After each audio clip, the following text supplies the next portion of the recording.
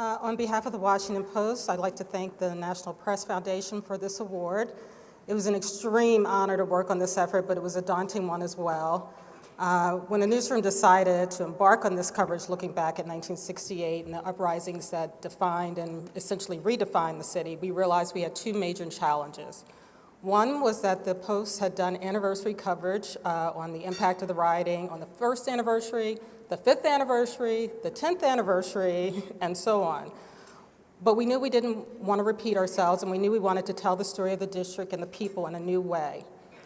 Many of the people who were living in the district weren't alive in 1968, and there have been so many newcomers in just the past decade, and few know the history, the divisions and the pain that Native Washingtonians had to endure before we could get to the thriving place that so many of us call home now today. We quickly realized our challenge was not a challenge, but it was an opportunity to tell what happened, but why it happened.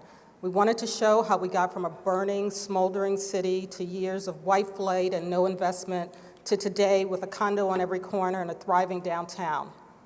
And we wanted to make clear that not everyone was allowed to make this journey. So in addition to the narrative journalism that delved into the district's segregated history, the fuel that lit fire to the rioting, people who lost their lives, and those who lost their livelihoods, we created an interactive graphic that allowed users to see how the chaos surrounding the rioting unfolded. We were able to do this because out of the blue, a Brandeis professor, Daniel Rindler, contacted us about a little project he and his students had been working on. They had obtained 2,000 declassified Secret Service documents detailing the volume of reports that came in during the rioting. And to say we were floored is an understatement because we had been trying to obtain the same documents.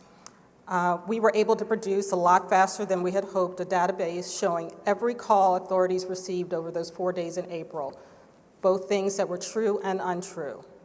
We used those historic photos and those documents to capture the looting and the destruction, and we used video interviews featuring those who lived through it. We used Google AMP stories to show the corridors that were hit hard by rioting in 1968 and what they look like today. As you see, one moment we saw an armed National Guardsman standing over the remains of a burned out building, and the next you see a gleaming new edifice that stands there now. The effect, I think, is truly powerful demonstration of the evolution of Washington, and the evolution still continues.